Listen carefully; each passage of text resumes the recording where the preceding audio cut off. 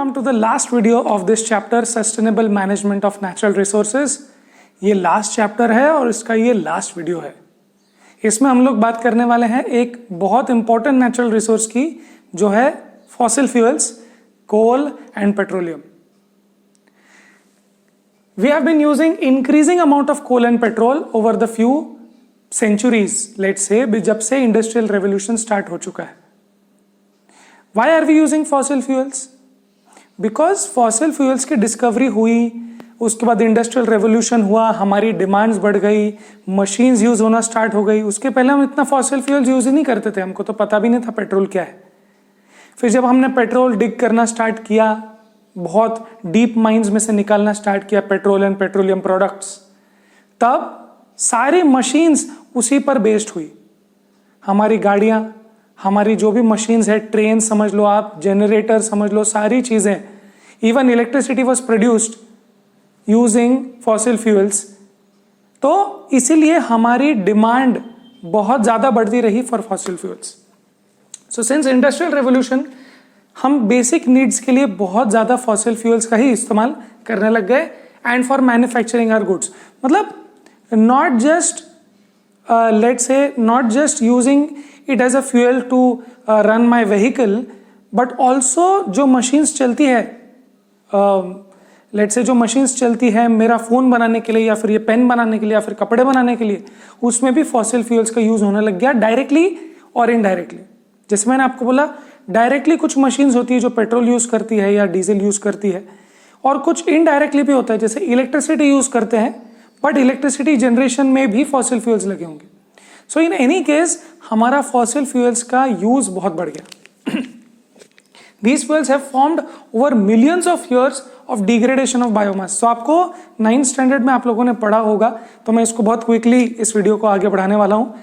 9th standard में आपने पढ़ा है, और इसके पहले भी चैप्टर में आपने पढ़ा है कि ये फॉसिल फ्यूल्स कैसे बने हैं. Fossil fuels are formed over millions of years of degradation of plant and animal, या इवन अदर अल्गी वगैरह लाइफ्स, जो under pressure and temperature conditions they have converted to the present form, crude oil. तो वो form बनने के लिए क्योंकि millions of years लगे, these resources will be exhausted no matter how properly or how slowly or how sustainably used. It is like sustainable use हो ही नहीं सकता fossil fuels का, because it will not be able to sustain for more than a few years. 40 years for petroleum and 200 years for coal is the current estimation. अगर हम लोग इसी तरीके से चलते रहे तो इतने सालों में हमारे fossil fuels के जो रिजर्व्स हैं वो खत्म हो जाएंगे. That's the estimate. Now how, no matter how slowly you use them, these will be over. See, using wood is not going to be similar to this, right.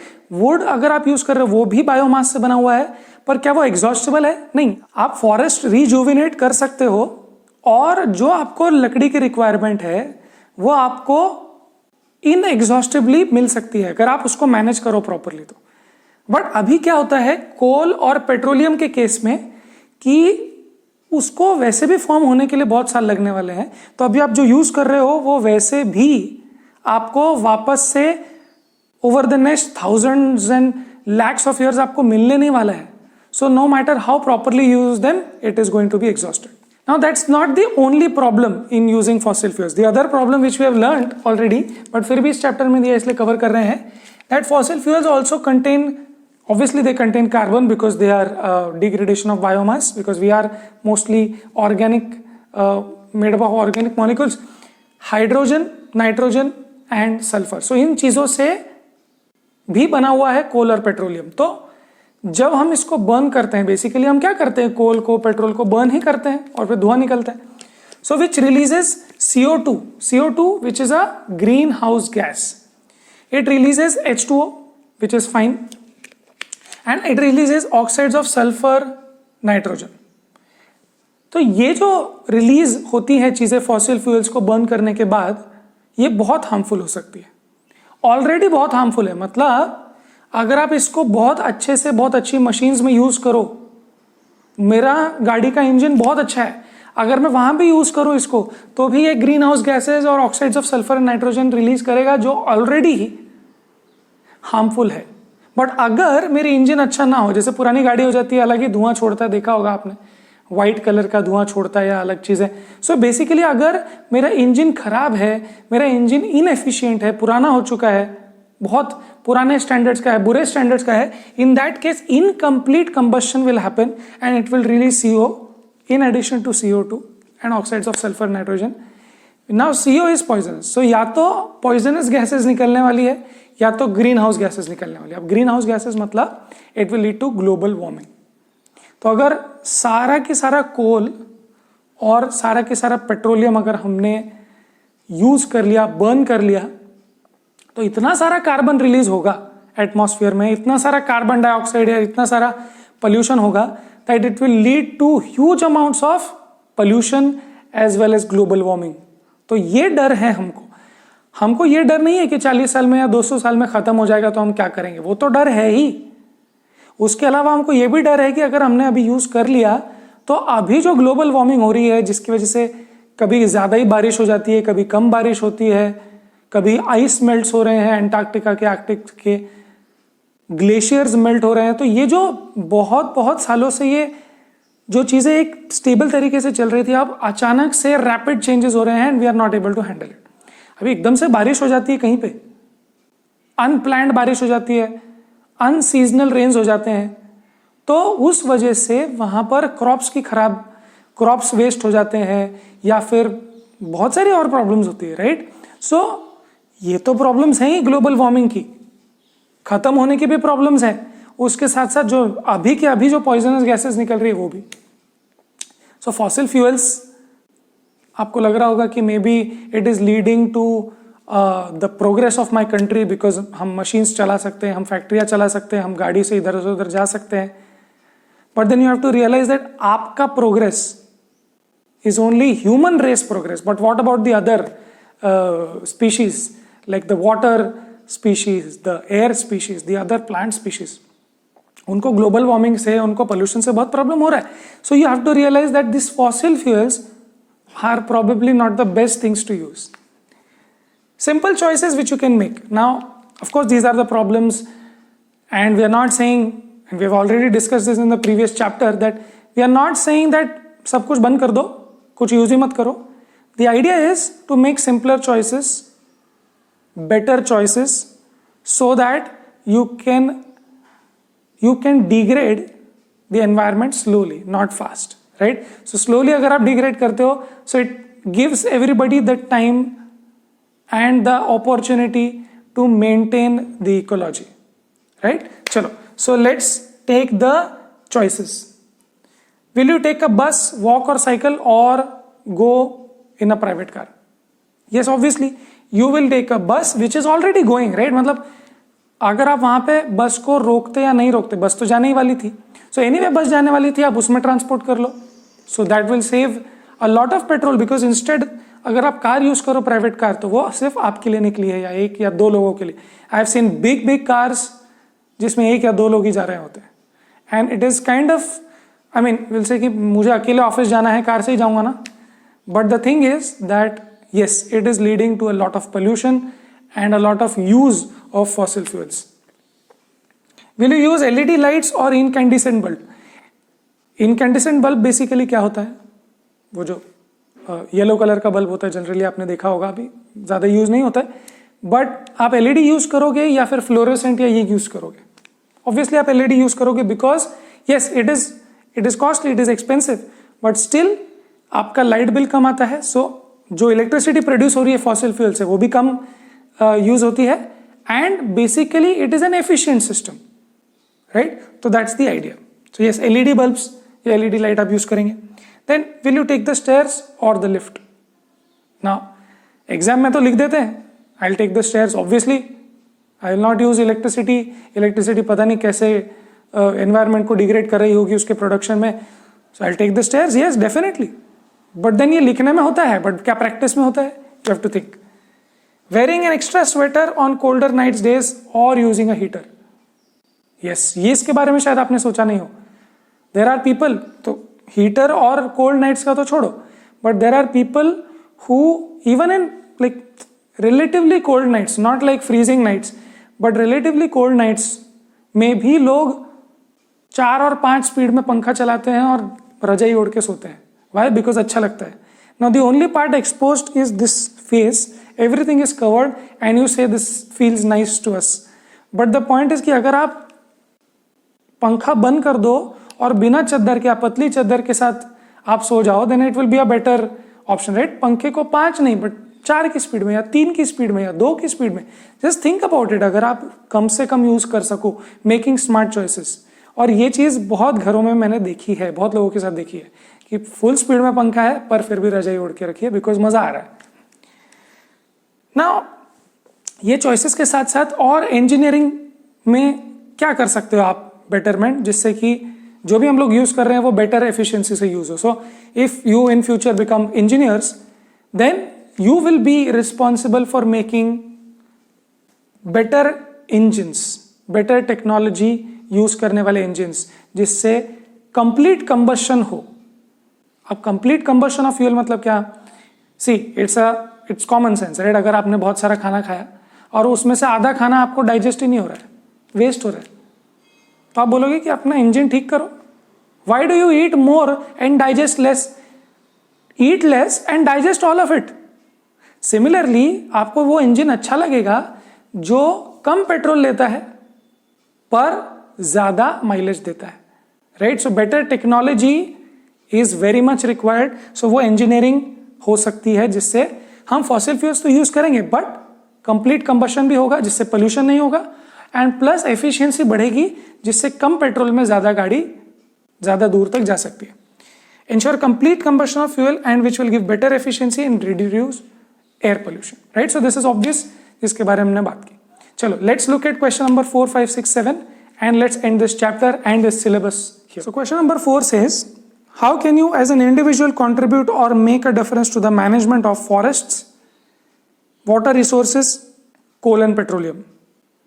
So अभी तो ये पॉइंट्स हैं जो आपको विद एक्सपीरियंस आने चाहिए और ये पूरे चैप्टर में हमने इसके बारे में बात की है, बट मैं एक एक करके आपको बता देता हूँ, समझा देता हूँ जल्दी से, बहुत जल्दी से. So forest and wild life में क्या कर सकते हो आप, जो हमने देखा. आप पहली बात तो you can use recycled paper जिससे फॉरेस्ट कम डिफॉरेस्ट हो, है ना. उसके बाद आप प्रोटेस्ट कर सकते हो जब इलीगल कटिंग्स हो रही है, तो वहां प्रोटेस्ट कर सकते हो, आप गवर्नमेंट से बात कर सकते हो, you can lodge a complaint etcetera, right. उसके बाद जो वाटर रिसोर्सेज हैं, तो वाटर रिसोर्सेज को कैसे स्टोर आप मैनेज कर सकते हो. आप नल बंद कर सकते हो जब आप ब्रश कर रहे हो या हाथ धो रहे हो, है ना. अभी कोरोना के टाइम पे आप हाथ बहुत धो रहे हैं, बट नल आप बंद कर सकते हो. 20 सेकंड तक नल चालू रखने की जरूरत नहीं है, ठीक है. आप रेन वाटर हार्वेस्टिंग कर सकते हो. तो जितना रेन वाटर हार्वेस्टिंग करेंगे उतना एफिशिएंसी बढ़ेगी, राइट. आपके पास इतनी बारिश गिरती है, बट अगर आपने वो पानी को स्टोर कर लिया तो बहुत काम आता है वो. Yes, it is very much enough for a society और अ हाउस होल्ड और अ सिटी. जो बारिश वहां सिटी में पड़ती है, it's very much enough. Then you should not pollute the water resources which are already there in the city. जैसे कि सीवेज में नहीं छोड़ेंगे, या हम लोग ऐसा कर सकते हैं, अभी आप तो सीवेज नहीं छोड़ रहे, आपका जो सीवेज का जो कनेक्शन होगा वो होगा ड्रेनेज, बट आप नदियों में कचरा नहीं डाल के आप ये चीज कर सकते हो. It is in your hands. Plastic की चीजें ऐसे नदियों में नहीं फेंकना, पोल्यूशन नहीं करना, आप जो खुद से करते हो, ठीक है. देन कोल एंड पेट्रोलियम के बारे में जैसे हमने बात की, कार पूलिंग कर आप कर सकते हो, एलईडी लाइट्स आप यूज कर सकते हो, स्टेयर्स ले सकते हो जिससे इलेक्ट्रिसिटी कम यूज हो. और इलेक्ट्रिसिटी बेसिकली कोल पेट्रोल जला के ही बनी होती है बहुत बार, ठीक है. Then let's look at the question number 5. What can you as an individual do to reduce your consumption of various natural resources. जैसे हमने बात की, रिसाइकल्ड पेपर यूज करो, है ना. नल बंद कर दो जब आप ब्रश वगैरह कर रहे हो, ठीक है. Use it sparingly. Then rain water harvesting, car pooling, वही क्लियर. अनदर वर्ड्स में ही है वो क्वेश्चन मोस्टली.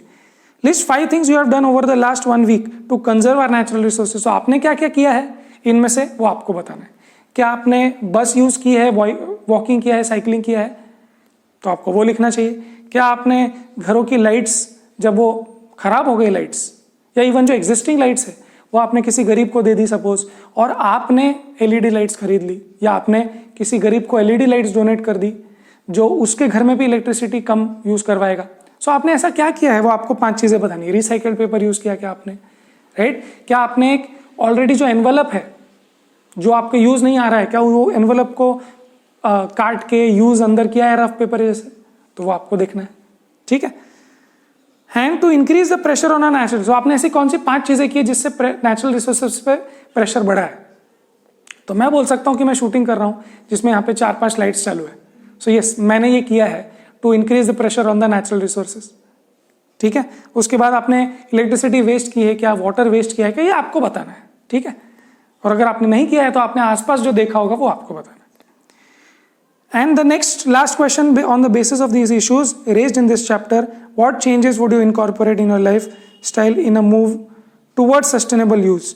सो वही बातें हो गई कि ये सब देखने के बाद, ये सब पढ़ने के बाद आप अपनी लाइफस्टाइल में क्या चेंजेस लाएंगे। क्या आप रिसाइकल्ड पेपर यूज करना स्टार्ट करेंगे? क्या आप बल्ब्स चेंज करेंगे? क्या आप वॉकिंग करना स्टार्ट करेंगे? क्या आप साइकिलिंग करना स्टार्ट करेंगे? क्या आप स्टेयर्स लेना स्टार्ट करेंगे? या फिर आप लोग हीटर लगाना या कूलर लगाना या तेज फैन लगाना कम करेंगे?